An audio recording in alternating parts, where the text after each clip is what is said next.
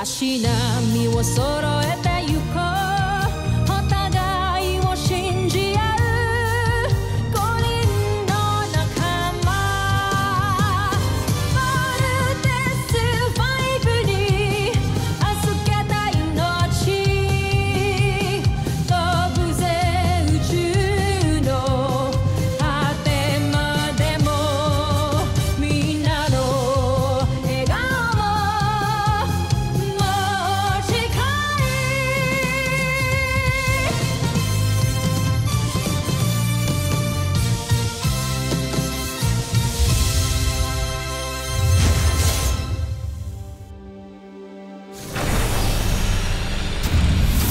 nakaraan sa Voltes 5 Legacy.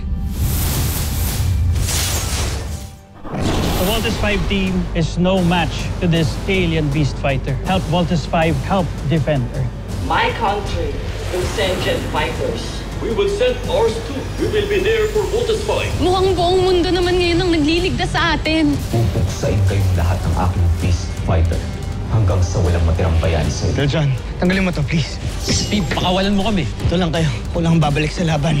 Di mo ko pinakawalan, uupuan ko si Octo 1. Sige na nga! Isa-sacrifice mo rin yung sarili mo katulad ng ginawa ni Mama. Egbert, wala tayong choice. Kailangan meron mag-sacrifice at ayoko mapahama kayong lahat. Hindi ako papayag na magsasacrifice kang mag-isa. I don't want to lose you kasi mahal kita, Steve! Stop wasting your time arguing. May isa pa tayong bala. Team, this is Ultra Marcon, an auxiliary ultra-electromagnetic generator designed by Dr. Armstrong. Tignan mo, John Pre, naayos na nila muli ang mga makina ni Voltes 5. Zul, huwag mong papatakasin ng Voltes 5. Siguraduhin mo bago matapos ang araw na ito. Mawawasak mo silang lahat. Pasusunod, Prinsipe. Ito na. Evasive maneuver! Deploy Ultra Marcon now. Let's vote! Ultra Marcon, fire!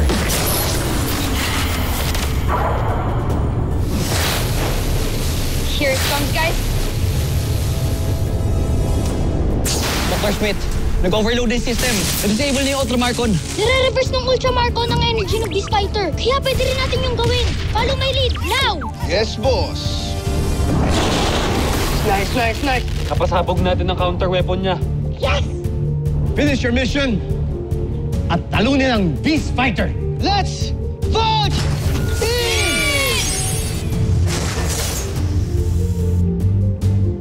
Yes! Nagawa natin! Napag-vote tayo!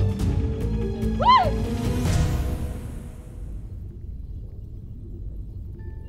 Ano nangyari? Bakit nabuo ang Voltes 5?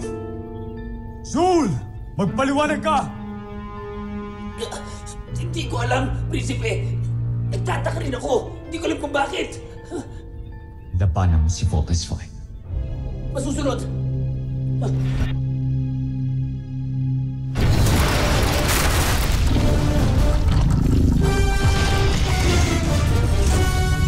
Walang yaka talagang hayop kang hito ka. Pinahirapan mo kami. Ganda ka. Gagawin kitang catfish salad.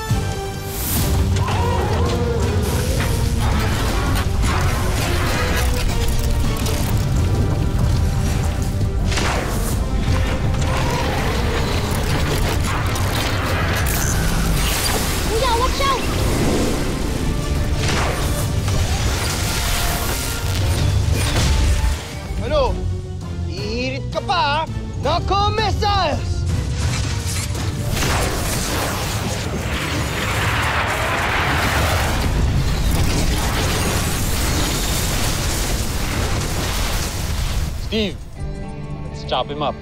All right.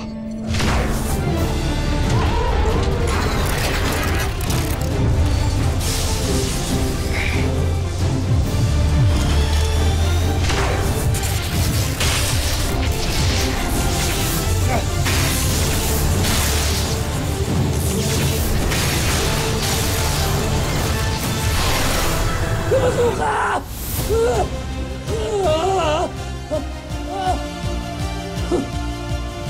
Kunan mo.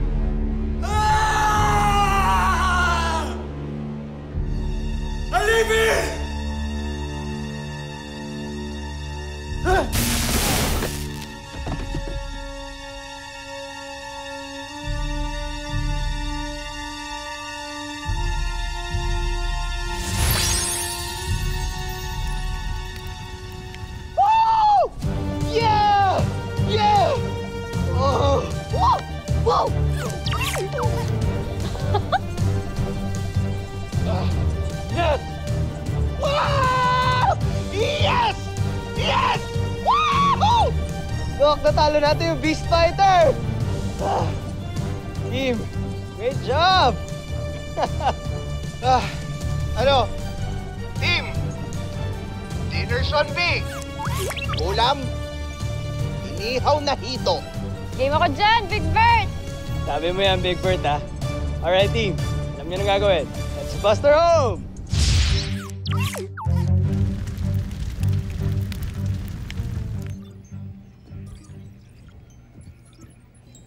Dr. Smith, incoming hologram transmission from EDF.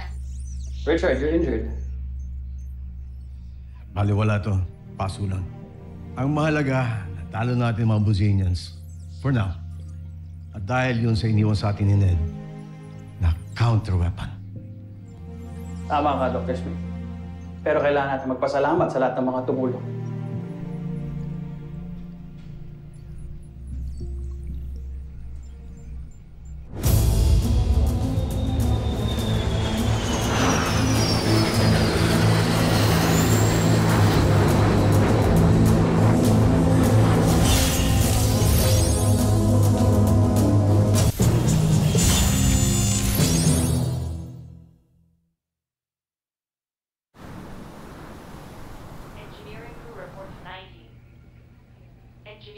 Grabe, sobrang miss na miss ko na yung kama ko. Good night, Kuya.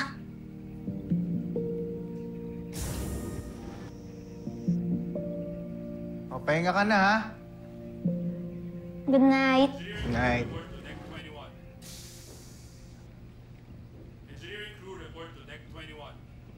Oh, okay. So, good night, guys. Pwede ba kita makausap? Sige. Kaya na lang muna ni Mark mag-usap. Next time na ako. Teka, Steve. Ako na lang aalis. Saka na tayo mag-usap. Good night.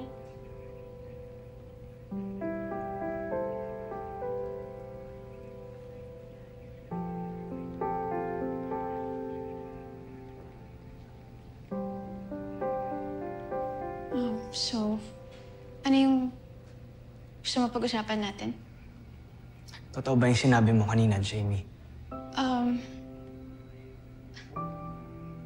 Alin dun? Na mahal mo ako.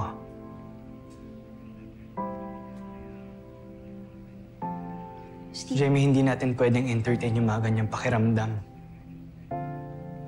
Nakita mo naman kanina, di ba? Ang gulo pa ng mundo. Hindi nila tayo tinitigilan. Jamie, Hindi mo ako pwedeng mahalin. Kalimutan mo yung nararamdaman mo sa akin for your own sake and everybody else's.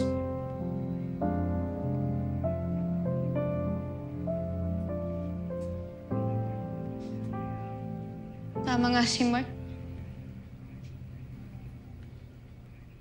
Feeling mo talaga, no? I didn't mean it that way. Oo, mahal kita. Bilang kaibigan. Bilang teammate at...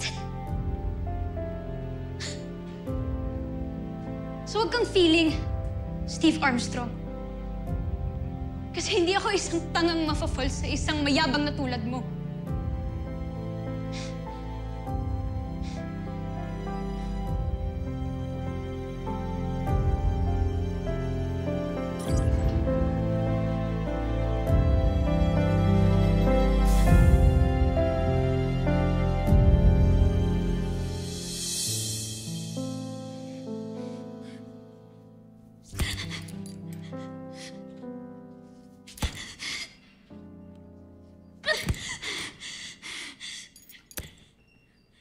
I hate you, Steve Armstrong. Bakit hindi ka napansin? Nandyan ka lang pala sa aking tabi. Ba't hindi naisip na baka ikaw nang para sa akin? Kala kaibigan lang, pero parang nahulog na rin. Paano pa sinta? Ikaw sana ang nauna, sana'y sa'yo at di kanya ang puso ko pa.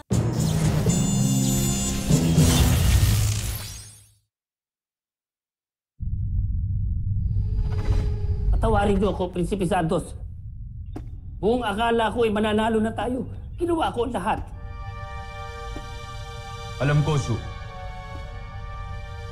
Huwag kang mabahala. Hindi mo ito kasalanan. Napaghandaan tayo ng mga taga-Terra Erdo at naisahan nila tayo. Jonfer, meron ako naiisip na iba pang plano. Hindi na kailangan.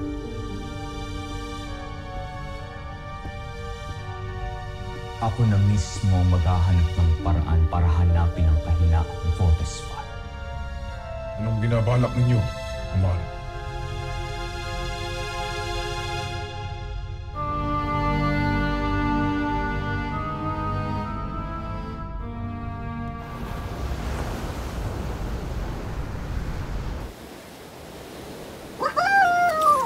Ang galing mo, Octomon! Mas mabilis ka pa sa akin! Very good, Octo. Binagalan ko pa yan. Alam, may tao! Kuya! Kuya, gising! Okay ka lang ba? Detecting unstable vital signs. Nalunod ata siya. Octomon, tumawag ka ng Ciclope! Bilis! Roger, Roger. Sundan niyo ako. This way. Follow, Octo. Hurry!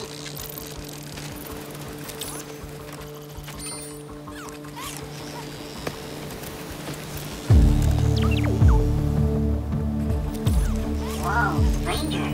Sino kaya siya, Little John? Dok, ano pong nangyari sa kanya? He's breathing, but unresponsive. Let's check for secondary drowning. Oo nga po, Dok. Parang nalunod po siya. Parang inanod lang po siya eh. Kailangan natin itong report kay Dr. Smith. Definitely. Little John, pwede mo na muna siyang iwan. Okay lang po. Magbabantay na lang po ko dito hanggang maging okay siya. Nakakaawa po kasi.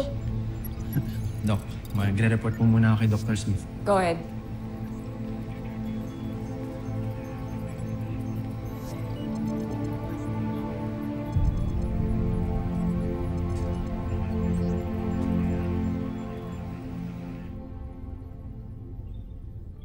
Nakita niyo ba ang ating prinsipe?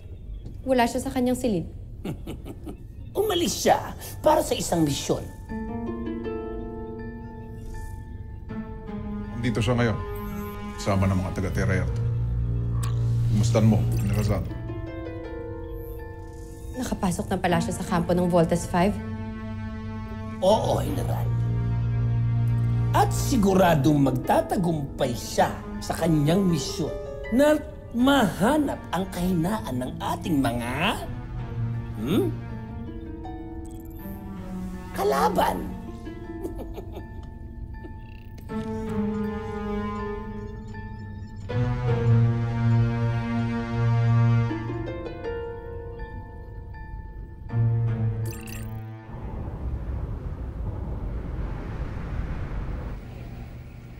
Kuya, bakit may security dito? Sabi kasi ni Dr. Smith, baka pagising niya, hostile guest siya. Mukhang bait niya nga eh. Alam mo naman si Dr. Smith, sigurista. Sige na.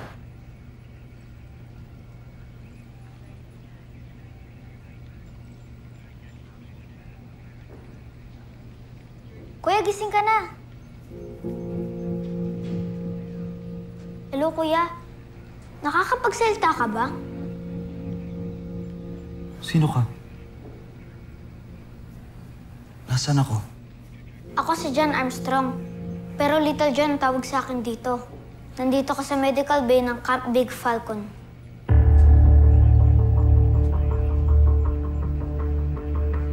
Camp Big Falcon? Hindi mo alam ang Camp Big Falcon? Lagi itong nasa news. For your information, dito ang base ng Voltes 5. Kaya, ang swerte mo na kami ang tumulong sa'yo. Baka swerte ko nga. Sino mag-aakala makakapasok ako rito? Naawa kasi kami sa'yo. Kung di kita nakita, baka dead ka na siguro ngayon. Napakalaki pala ng utang na loob ko sa'yo. Salamat Maraming salamat. You're welcome po. And nice to meet you.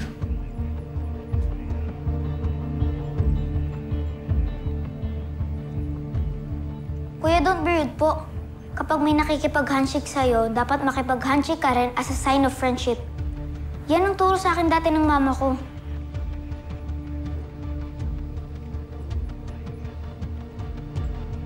Little John!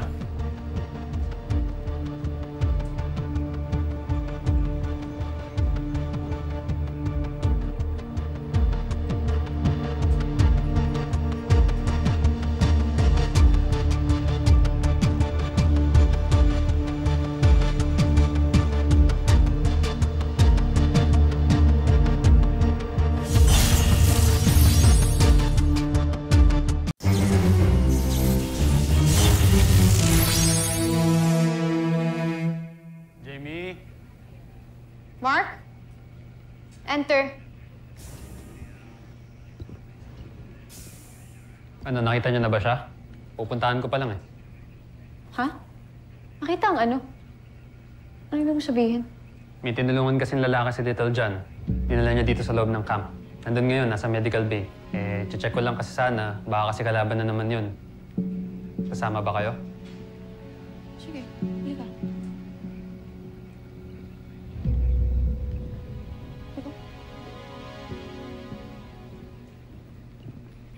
Mga kuya, siya yung sinasabi ko na nakita ko sa beach. Sila yung mga kapatid ko. Paano ka nakapasok dito sa camp?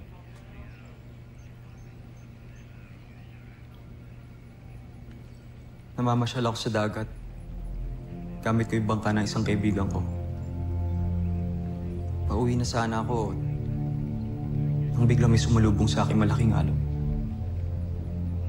Tumaubi yung bangka ko at palutang-lutang ako. Akala ko talaga mamamatay na ako.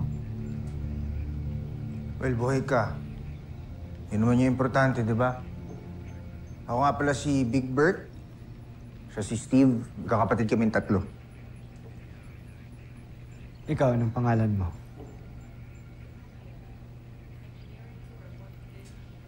Ako si Manuel.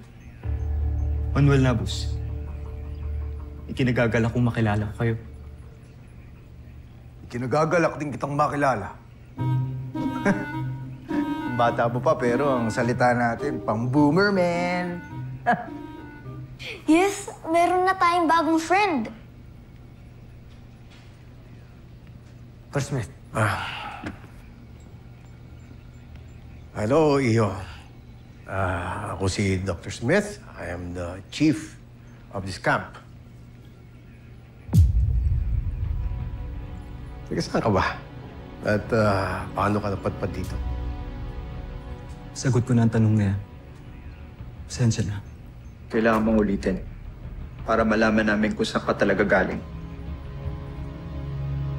Nasira daw ho yung mga sinasakyan niya, Dr. Smith. Tapos inanod siya dito. And, yung pa nasasabi kung saan ka galing, taga saan ka nga ba, Manuel?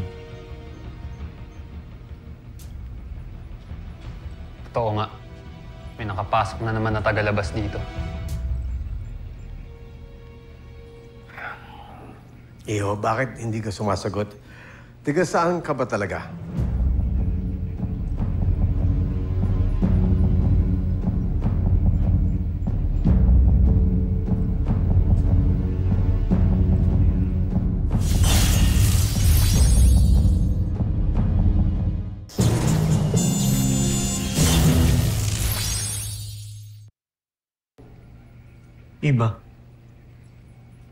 Iba Zambales. Nagaroon ako.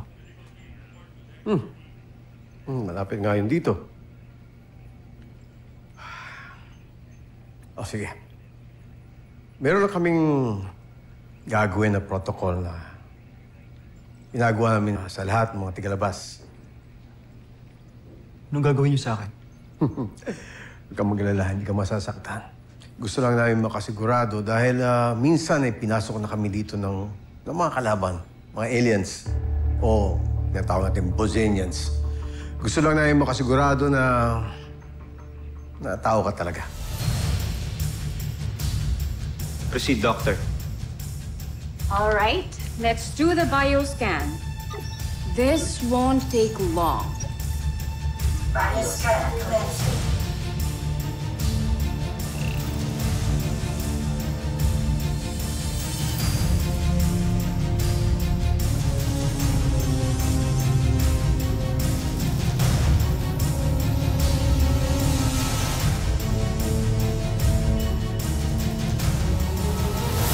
Susunod sa Voltes 5 Legacy. Hanggat nakikita niyo yung pulang tuldok na yan, ibig sabihin, ligtas ang ating prinsipe. At hindi nila malalaman ang kanyang sikreto dahil suot pa niya ang pulseras. Pulseras? Anong pulseras ang sinasabi mo, General? Believe me, I want this night to be meaningful. Ano ba to? Ano bang ginagawa natin? Bakit ginagawa mo para sa akin to? Hindi naman pwede na palagi mo na lang ako iniiwasan pagdating sa ganito. Kailangan natin i-define kung bakit, what this is. We have to define what this is. Hindi naman pwede na palagi na lang ako ng kukula, palagi na lang ako nalilito. Di ba obvious na gusto kita?